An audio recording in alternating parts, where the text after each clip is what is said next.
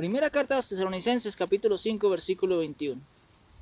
El apóstol Pablo dijo: examinándolo todo, retener lo que es bueno. ¿Qué quiere decir el apóstol Pablo? Que no necesariamente todo lo que escuchamos debo creerlo, sino debo examinarlo, comprobarlo, corroborarlo, si aplica el texto y si apoya con el contexto del texto. Así, mis amados en el Señor, hoy vamos a hablar de un tema muy importante, y es acerca de Dios. Y pongamos como ejemplo a un superhéroe que tiene el poder de hacer cosas que ningún otro puede hacer. Y con mucho respeto, como por querer presentar o ilustrar a Dios, aunque a Dios no se le asemeja con nada, y Dios es ese superhéroe, espiritualmente de poderes y capacidades, así como Dios pudo dividir el mar. En el caso, en el libro de José, Dios hizo que el sol y la luna se detuvieran. Ese superhéroe que tiene poder de dar vida, que tiene poder sobre la muerte, que tiene el poder sobre las criaturas espirituales, que puede someterlos e incluso puede destruirlos. Y surge una pregunta: ¿por qué Dios es un superhéroe y por qué Dios es Dios? Y es porque posee un poder con el cual puede hacer las cosas que para nosotros es claramente imposible, porque yo ni nadie puede hacer que los muertos resuciten. Yo ni nadie puede darle vida a nada y a nadie, por ser un mortal susceptible.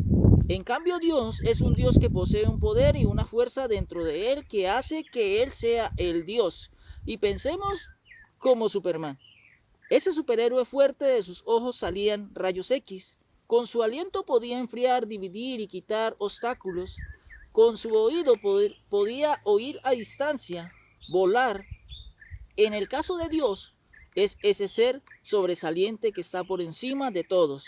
Y su poder es el Espíritu Santo o el Espíritu de Jehová.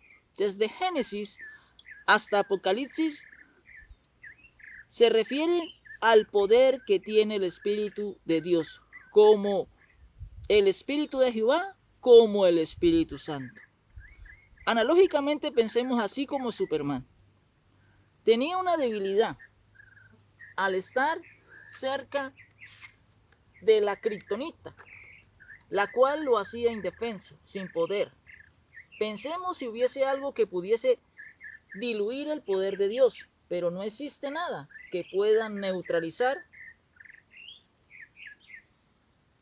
o detener la fuerza de Dios. Si existiese ese algo, Dios automáticamente, como Superman, dejaría de ser Dios, porque lo que lo hace ser el Dios omnipotente, omnipresente y el Todopoderoso, si el Espíritu Santo, Dios dejaría de ser Dios e incluso dejaría de existir. Para muchos el Espíritu Santo es una persona, en el caso de los trinitarios. Para ellos el Espíritu Santo es la tercera persona. Pero antes de hablar de si el Espíritu Santo es una persona, lo hacemos en el orden en el que seremos honestos. Y vamos a comparar todos los textos posibles y le vamos a dar el significado en los diferentes contextos, para que quede claro y no se quede en palabrería ni en un fanatismo ideológico en el poder de Dios. La Biblia dice en que erramos. Las palabras hebreas y griegas que se utilizan para espíritu son varias. Palabras multipropósito o polifacéticas, de aplicaciones. Cuando la escritura aparece, la palabra espíritu se refiere a muchas cosas o es aplicable a muchas condiciones. Y por el contexto, cuando soy un estudiante razonable, soy honesto con la palabra de Dios en apreciar a quién se le aplica esa expresión. Lo primero que encontramos en la palabra espíritu, en la palabra de Dios lo dice en aliento o respiración. Cuando usted y yo respiramos, lo que hacemos es mover nuestro espíritu. Esa respiración tanto entra y sale. Esa respiración se le llama espíritu. Cuando se dejan de respirar, quiere decir que dejo de tener espíritu. Vayamos al libro de Habacuc, capítulo 2, versículo 19. Hay del que dice al palo, despiértate, y a la piedra, a levantarse. ¿Podrá él enseñar? ¿Podrá el ídolo enseñar? He aquí que está cubierto de oro y de plata y no hay espíritu dentro de él. Es decir, no hay aliento y no hay respiración. En el libro de Apocalipsis, capítulo 13, versículo 15, dice, y se le permitió infundir aliento a la imagen de la bestia para que la imagen hablase y hiciese matar a todo aquel que no la adorase. Esto quiere decir que le dio existencia a la imagen. También la palabra espíritu se aplica en una fuerza o energía, es decir, que tiene la capacidad en dar vida. Y en el libro de Job, capítulo 34, versículo 14, dice, si él pusiese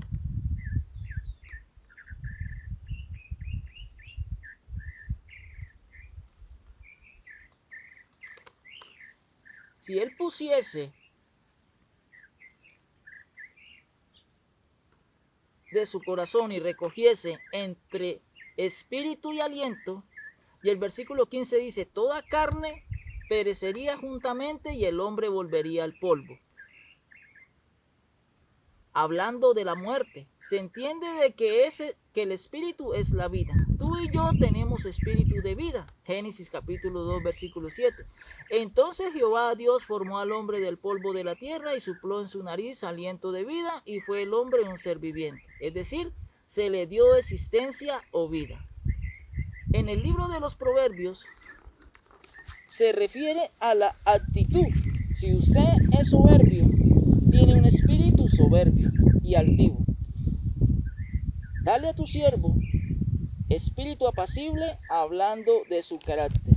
En el libro de Números capítulo 14, versículo 24, pero a mi siervo Caleb, por cuanto hubo en él otro espíritu y decidió ir en pos de mí, yo le meteré en la tierra donde entró y su descendencia la tendrá en posesión. A comparación a los que se rebelaron, Caleb tenía un espíritu de mansedumbre, un espíritu de sujeción a Dios. También la palabra espíritu se aplica dependiendo del contexto en el análisis y en el estudio de cada contexto. La palabra espíritu también puede referirse a la naturaleza de los seres espirituales que tienen vida o que existen, tanto los ángeles como Jesús o los demonios. Son personas espíritus. Y en el primer libro de Reyes, capítulo 22, versículo 21, dice, y salió un espíritu hablando de un demonio, y se puso delante de Jehová y dijo, yo le induciré, y Jehová le dijo, ¿de qué manera? Porque lo que iba a hacer el demonio era engañar, y Dios le dice, ¿de qué manera lo iba a hacer? Los demonios son espíritus, personas o seres espirituales que poseen vida. A la clase de persona que es Dios. En el Evangelio de Juan, capítulo 4, versículo 24, afirma que es una persona espiritual y no tiene nada que ver con la carne, porque dice,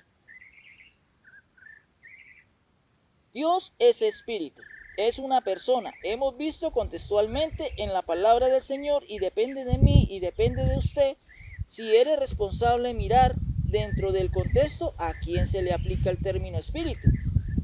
Ese espíritu es de Jehová. Así como el carácter que usted tiene cohabita conmigo y no está en independencia mía, mi carácter está en mí. El Espíritu Santo es de Jehová porque está con él.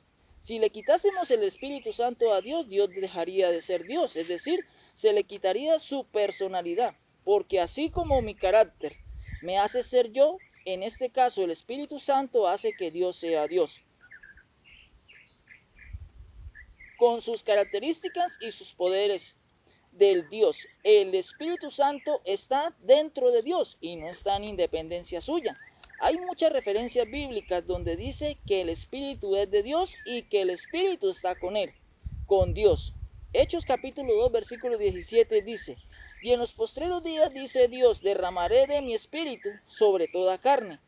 al decir de mi espíritu, está diciendo en que es una propiedad de Dios. Mis amados en el Señor, en el siguiente video seguiremos hablando